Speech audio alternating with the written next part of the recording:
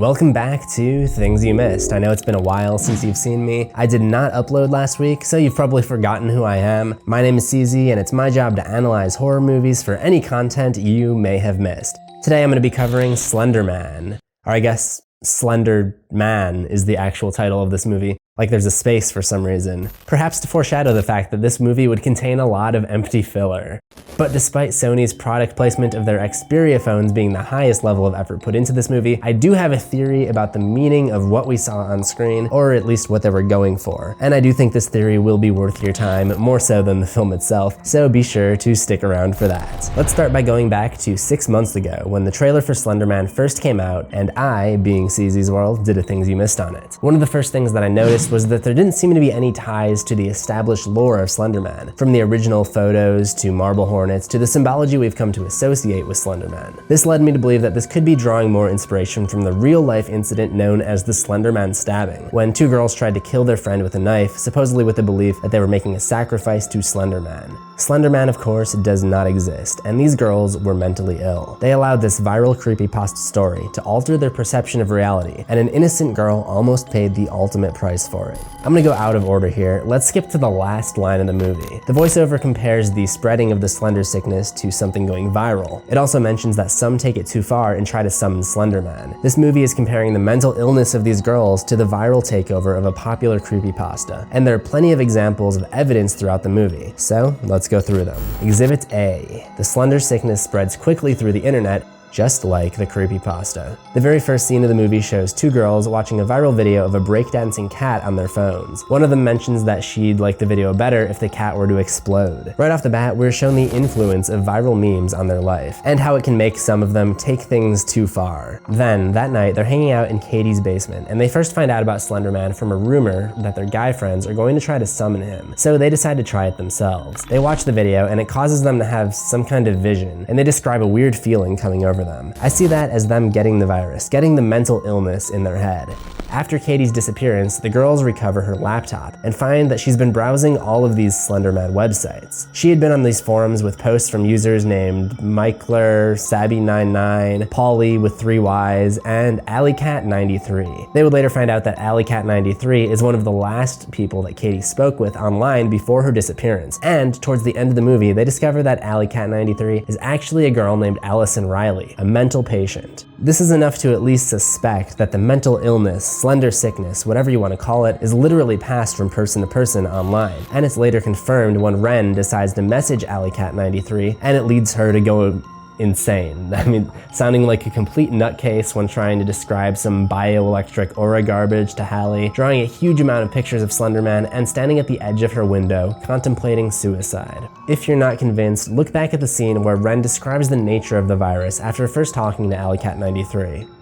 I mean, don't literally watch the movie again, that would be awful, but just think back to that scene. Ren describes the sickness as a virus that gets in your head and uses the comparison of a computer virus, but in your brain. Why would she use a computer virus as a reference point, as opposed to an actual medical virus? I'm pretty sure a computer virus is only called a virus because it's similar to an actual virus that you might contract. So her wording is weird on that, but it makes sense going back to the comparison with the real-life Slenderman Stabbing girls, because they essentially made themselves mentally ill by visiting these websites from a young age and convincing themselves that Slender Man somehow exists. So that brings me to Exhibit B. Once you have the disease, it causes destructive behavior. At the beginning of the movie, they all have their own dreams, and by the end, they've effectively sabotaged those dreams. A question is posed to the group early on. Okay, Twitter poll. If you could stay one age forever, what would it be? Each of their answers tells us something about that character. Let's start with Katie. She says 21.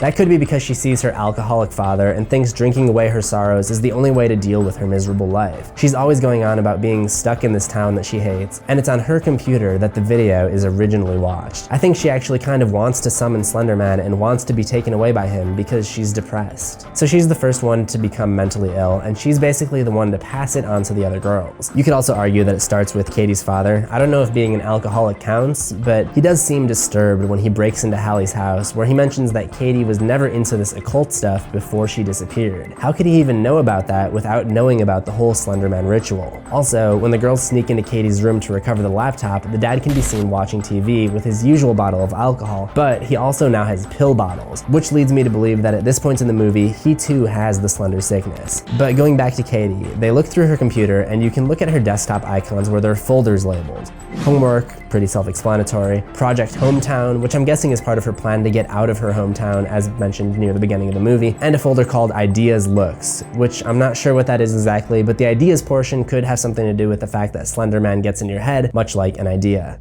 There are also two files seen on her desktop. One is called Founder of the ... and the other is named Bucket List. I don't know too many 16-year-olds who already have a bucket list, and I'm guessing that's not there for positive reasons. So looking at all of this, it seems that Katie wants to escape town and her alcoholic dad. But the contraction of the illness leads her to a more destructive path towards getting out of her current life. Chloe's response to the what age you would want to be question is 9 years old. This is probably because her dad died in the military when she was 9. It's kind of implied because when they go to make the sacrifice in the woods to try to get Katie back, she sacrifices the last picture of her and her dad. And later on, when we're seeing Slenderman's POV through Chloe's house, you can spot a picture of her dad wearing military gear. We don't really know what she does to sabotage her dream because she kind of stops being in the movie for the most part after seeing Slender Man. You may have figured this out by now, but it's not a perfect movie. But I'm just going to try to give you as much information as I can, and you can always let me know your own thoughts in the comments. Moving on to Ren. She said she would want to remain 30 years old, and she specifically cites that the age 30 is when you're most mentally stable. Ren ends up being the one who's the least mentally stable, having crazy delusions in the library, and really just sounding like a complete crazy person in her speech, and being pushed to the brink of suicide. So that just leaves the main girl, Hallie, who said that she'd like to remain the age that she's at right now. She has a good life, she loves her sister, and she's a track star at her school. You can see some of her trophies above her bed. Early on, her sister brings up the fact that one of her teammates quit the track team after getting pregnant, and this establishes Hallie's fear of growing up and taking on those adult responsibilities. So what does the Slenderman sickness do to her? It gives her a vision of her getting pregnant, and the sickness then spreads to her sister, and she has to give up the life that she loves in order to try to protect Lizzie.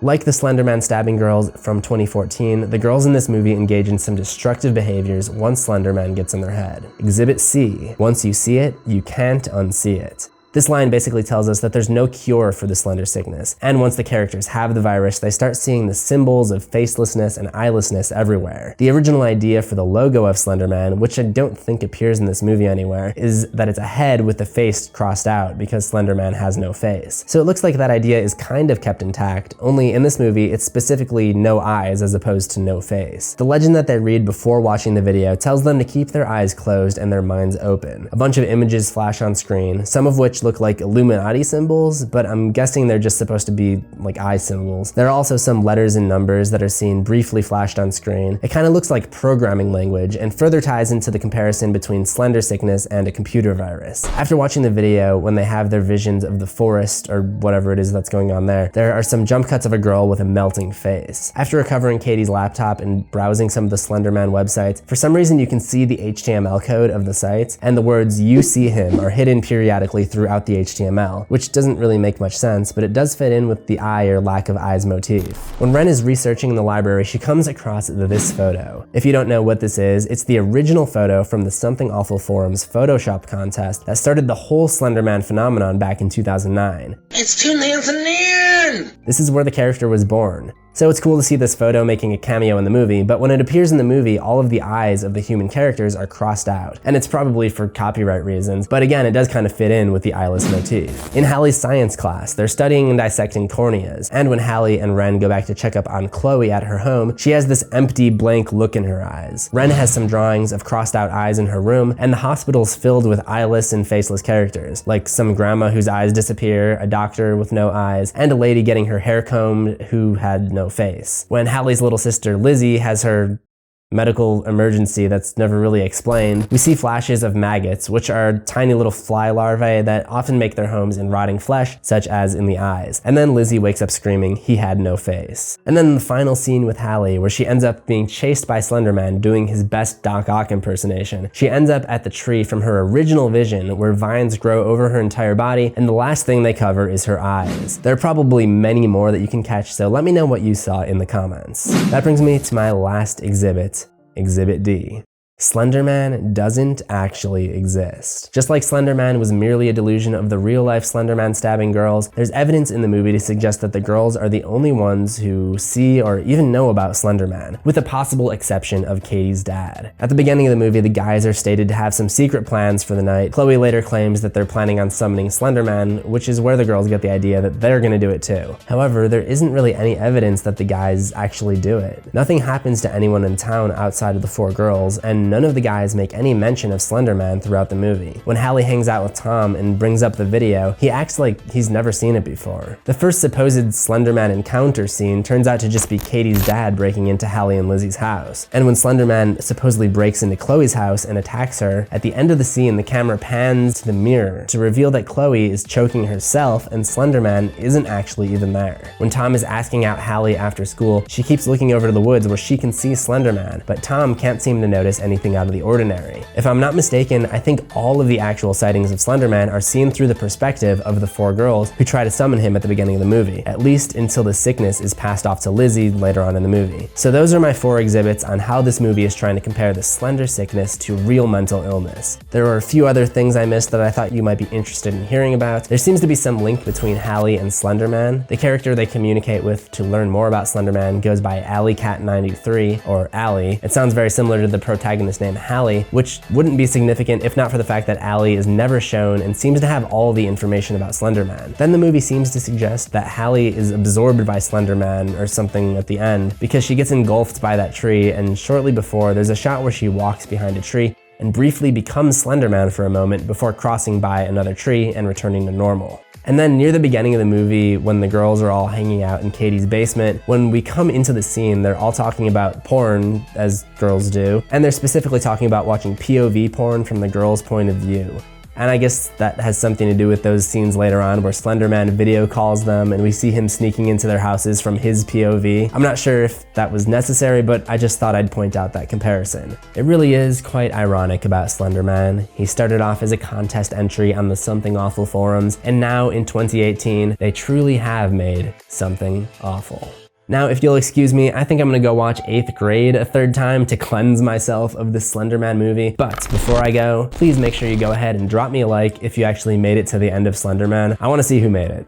And as always, remember to subscribe to CZsWorld for new horrors every week. Ring that death bell for notifications, and I'll see you in the next one.